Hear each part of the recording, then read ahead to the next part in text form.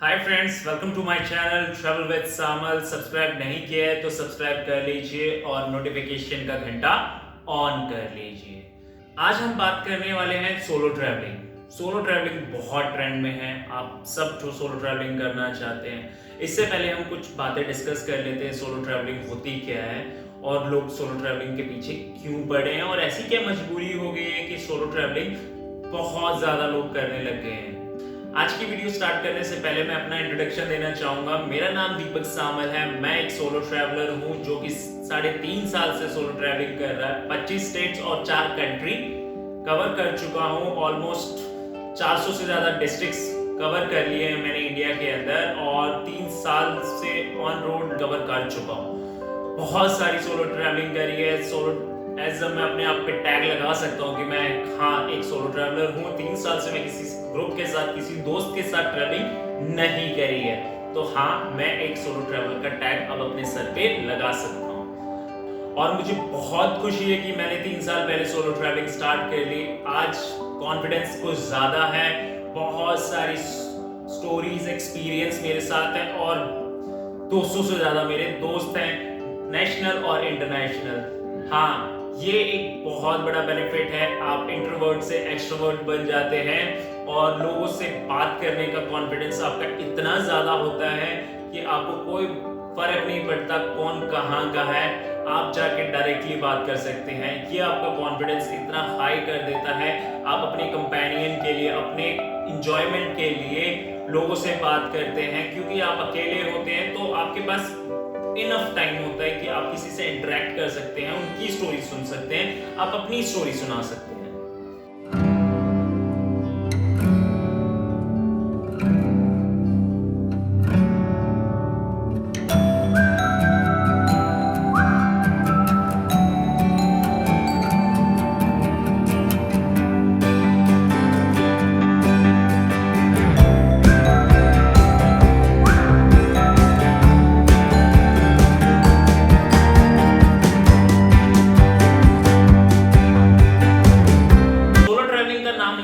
सोचते ही हमारे साथ 4-5 क्वेश्चन हमारे दिमाग में आ जाते हैं। वो की है, सोलो ट्रैवलिंग कब करूं, सोलो ट्रैवलिंग कैसे करूं, सोलो ट्रैवलिंग कहां करूं। ये सारे क्वेश्चन हमारे एक के बाद एक आते जाते हैं और इसके आंसर्स हमारे पास नहीं होते, बिकॉज एक साथ ही 4-5 क्वेश्चन पुटअप हो जाते हैं हमारे दिमाग में, तो हम सडनली उनका आंसर नहीं दे पाते हैं। तो let's talk about one by one. पहला क्वेश्चन, सोलो ट्रैवलिंग क्यों करूं? सोलो ट्रैवलिंग क्यों करूं, ये हमारा पहला क्वेश्चन है हमारे दिमाग से और आपसे। सोलो ट्रैवलिंग इसलिए करी जाती है बिकॉज आपका टाइम नहीं मैच कर रहा आपके फ्रेंड से, वो बिजी है, आप बिजी हैं, नहीं जा सकते। सडनली आपका ब्रेकअप हो गया है, आपको अपने लिए टाइम निकालना है और अपने माइंड को सेट करना है, तो आप सोलो ट्रैवलिंग कर सकते हैं। एक छोटा सा ब्रेक मिला है और इंस्टेंट क्विक ट्रिप चाहिए तो आप वहां पे जा सकते हैं सोलो ट्रैवलिंग के लिए। छोटे छोटे क्वेश्चन है जो सोलो ट्रैवलिंग क्यों करें। अब नेक्स्ट क्वेश्चन है कि नेक्स्ट क्वेश्चन आता है कि सोलो ट्रैवलिंग कहाँ करें। सोलो ट्रैवलिंग कहाँ करने पे डिपेंड करता है कि आप किस एरिया में हैं। मैं दिल्ली से हूँ तो मैं रिकमेंड करूंगा कि आप सोलो ट्रैवलर बनना चाहते हैं, फर्स्ट ट्रिप अपनी स्टार्ट करना चाहते हैं, तो Rishikesh is the perfect place. आप वहां से स्टार्ट कर सकते हैं। सेफ और बजट फ्रेंडली है। आप 2 या 3 दिन का ट्रिप सोलो ट्रैवलर के एज अ सोलो ट्रैवलर वहां पे 2 या 3 हजार रुपए में मैनेज कर सकते हैं, 2-3 दिन का। वो भी हॉस्टल्स बहुत अच्छे हैं, वाइब बहुत अच्छी है, स्पिरिचुअल जगह है, तो आपको पॉजिटिवनेस कुछ ज्यादा ही आएगी। नेचर, क्लोज टू नेचर भी है, तो एक वाइब अलग आने वाली है। तो वहां से आप ये स्टार्ट कर सकते हैं। कब करें?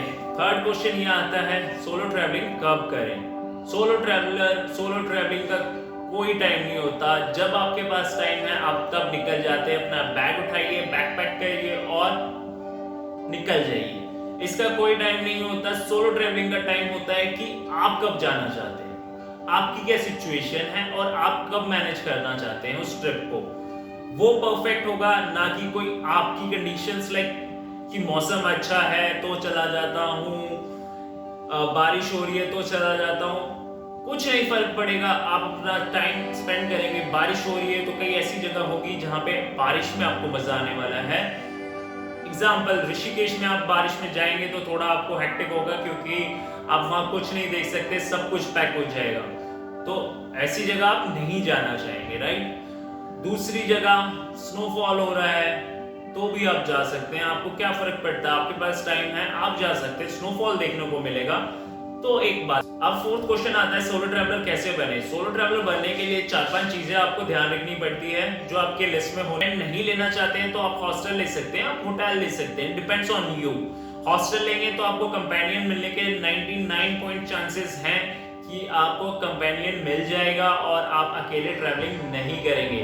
तो ये बूस्ट होगा आपकी ट्रैवलिंग के लिए, आप नए लोगों से मिलने लगेंगे तो आप इंट्रोवर्ट से एक्सट्रोवर्ट बन सकते हैं।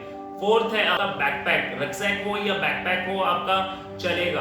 3 से 40 लीटर का बैकपैक होना चाहिए कि आप कभी कंटिन्यू करें 3-4 दिन की ट्रिप तो उसमें आप आपका सामान आ सके। सेकंड है आपकी water bottle. Water bottle must है क्योंकि आप नेचर फ्रेंडली है, एनवायरमेंटलिस्ट हैं, तो आप बार बार बॉटल नहीं खरीदेंगे। एक बॉटल ली है, आपको पानी हर जगह से मिल जाएगा, आप होटल से रेस्टोरेंट से पानी भर सकते हैं। तो आप 2 चीज करते हैं, एक तो मनी सेविंग भी होती है आपकी और प्लस आप नेचर फ्रेंडली भी बन जाते हैं। थर्ड है आपका एक शूज। हाँ, एक पेयर शूज, अच्छे शूज आपको जरूरत है वहां पे, क्योंकि आपको बहुत एक्सप्लोर करना होता है, तो अच्छे शूज रिकमेंड करता हूँ। आप वाइल्डक्राफ्ट के शूज देख सकते हैं, वाइल्डक्राफ्ट के शूज बहुत परफेक्ट होंगे। मैं भी 2 साल से इस वाइल्डक्राफ्ट के ही प्रोडक्ट्स यूज कर रहा हूँ। वाइल्डक्राफ्ट का रक्सैक भी मेरे पास है, टेंट भी रक्सैक, प्लस एंड माइनस, क्योंकि हाँ, हर चीज के प्लस और माइनस होते हैं, पॉजिटिव थिंग्स और नेगेटिव थिंग्स। तो let's start with negative things. कितने सारे नेगेटिव पॉइंट्स हैं सोलो ट्रैवलिंग के, मैं बताता हूँ। आपको मैनेज करना पड़ता है सब कुछ, तो आप लोगों को लगता होगा अरे यार मैं कैसे करूंगा, ये सब चीजें, ये नेगेटिव होता है। बट ये उन लोगों के लिए होता है जो अपने प्रॉब्लम के साथ डील नहीं कर सकते। उन लोगों को लगता है, जिन्हें डर लगता है कि मैं सोलो ट्रैवलिंग पे जाऊंगा, कुछ उल्टा सीधा हो गया तो, कुछ चोरी हो गया, किसी से लड़ाई होगी, कोई मेरा मर्डर ना कर दे, ऐसी चीजें सोच के चलता है, तो उसके लिए सोलो ट्रैवलिंग नहीं है। पर मैं इसका आंसर देना चाहता हूं, जिसके दिमाग में डर होगा ना, वो कभी सोलो ट्रैवलिंग नहीं कर सकता। सोलो ट्रैवलिंग के लिए आपको अपना डर पीछे छोड़ना पड़ेगा, या तो डर को हराने के लिए सोलो ट्रैवलिंग करनी पड़ेगी। ये बात सच है, सोलो ट्रैवलिंग के लिए आपको अपना डर हराना पड़ेगा ब्रो। सोलो ट्रैवलिंग के लिए बहुत करेज चाहिए। अब मैं बात करता हूँ सेकंड नेगेटिव पॉइंट की सोलो ट्रैवलिंग में। कई बार आपको लग सकता है कि मेरी लाइफ में कोई है नहीं क्या जो मैं अकेले ट्रैवल कर रहा हूँ, डिप्रेशन में आ सकता है बंदा जब उसे अच्छी कंपेनियन नहीं मिले। बट इसमें क्या, ये सिर्फ इकलौते 2-3 चीजें हैं जो आपको नेगेटिव कर सकती हैं, बट ये आप कोप अप कर सकते हैं। आप उसी टाइम किसी अच्छे से बार में चले जाएं, किसी अच्छे रेस्टोरेंट में चले जाएं, कुछ और चीजें निकालें जहां से आपका माइंड डाइवर्ट हो जाए, खाना खा लें, मूवी देख लें, कुछ भी हो सकता है। बट आप नेगेटिव 2-3 मिनट के लिए ही रहेंगे डिप्रेशन में, उसके बाद आपको पॉइंट भूल जाएंगे और आप कोप अप कर जाएंगे। अगर मैं बात करता हूँ सोलो ट्रैवलिंग के अंदर पॉजिटिव चीजों की, तो लिस्ट उसकी बहुत ज्यादा बड़ी है। अगर मैं पॉइंट डिस्कस करने लग जाऊंगा तो मे बी रात निकल जाए, इतने पॉइंट्स है। बट स्टिल मैं आपको कुछ पॉइंट्स बताता हूँ जो आपको भी लगेगा कि हाँ, ये चीजें रिलेवेंट है सोलो ट्रैवलिंग से और ये आपके पर्सनल स्किल को भी डेवलप करती है। पहला आता है मैनेजमेंट। आप मैनेज करना सीखते हैं, अपनी ट्रिप को मैनेज अकेले करते हैं, आपको क्या करना है वो मैनेज करते हैं, अपना टाइम मैनेजमेंट करते हैं, सब कुछ आप मैनेज करते हैं। फर्स्ट। सेकंड आता है कॉन्फिडेंस। आप अपनी चीजों से डील करते हैं, आप सारी चीजें खुद मैनेज करते हैं, तो आपका कॉन्फिडेंस ऊपर जाता है। आप लोगों से मिलते हैं तो आपका कम्युनिकेशन स्किल इंप्रूव होता है। यह आपका थर्ड पॉइंट था। अब फोर्थ है क्विक रिस्पॉन्स। आप एक मोमेंट में फंसे हुए हैं, आपको बहुत जल्दी डिसाइड करना है, या तो मैं ये करूं या तो मैं ये करूं, तो आपका जो रिस्पॉन्स टाइम होता है, जो आप डिसीजन लेते हैं, वो बहुत जल्दी और एक्यूरेट होने लगता है टाइम के साथ। आता है सेल्फ इंडिपेंडेंट। ये बहुत जरूरी है। हम एक ग्रुप पे जाते हैं तो हम किसी ना किसी पे डिपेंडेंट रहते हैं, हम पेरेंट्स के साथ रहते हैं तो हम पेरेंट्स के साथ डिपेंडेंट रहते हैं।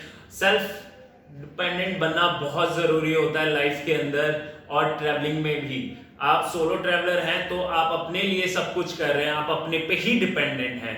तो ये एक हमेशा से पॉजिटिव पॉइंट है लाइफ में भी और ट्रैवलिंग में भी। इसके बाद आता है सोलो ट्रैवलिंग में आप अपनी कंपनी इंजॉय करने लग जाते हैं।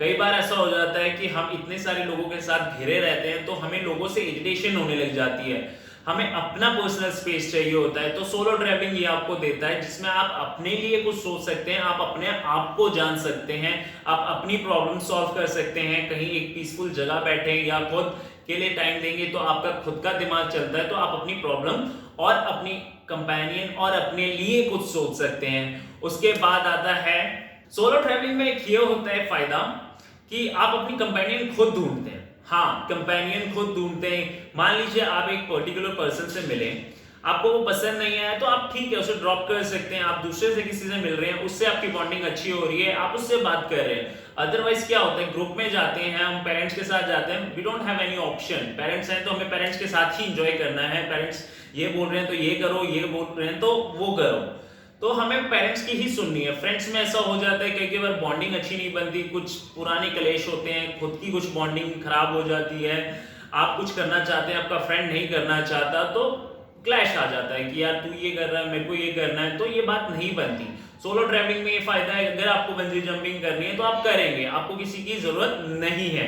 कोई आपको मोटिवेट नहीं कर रहा तो कोई आपको डिमोटिवेट भी नहीं करेगा कि तू भाई मत कर बंजी जंपिंग। अगर तुम्हें करना है तो आप करोगे, पैराग्लाइडिंग करनी है तो करोगे। आपका जो डर है आप उससे डील करोगे, ना कि किसी और से जो आपको डिमोटिवेट कर रहा है कि ये हो जाएगा, गिर जाओगे। वो ज्यादा ग्रुप होता है, ज्यादा लोग होते हैं तो आपको पॉजिटिविटी कम देते हैं, डिमोटिवेट ज्यादा करते हैं। सबसे लास्ट एंड इंपॉर्टेंट पॉइंट होता है सोलो ट्रैवलिंग का, गो विद द फ्लो।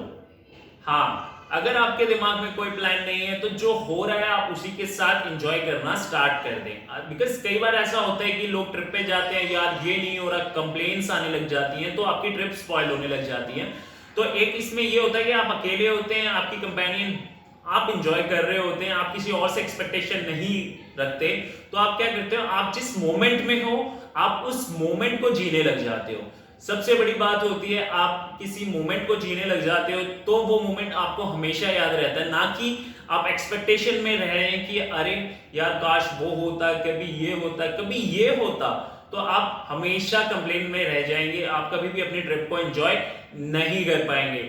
ये कुछ पॉइंट्स थे जो सोलो ट्रैवलिंग के मैंने आपको बताए हैं। नेक्स्ट वीडियो में मैं कुछ ज्यादा डिस्कस करूंगा डीपली कि सोलो ट्रैवलिंग क्यों इंपॉर्टेंट हो जाती है, लाइफ को क्या इंपैक्ट करती है और क्यों ये बहुत बेटर है ग्रुप से, पेरेंट्स के साथ।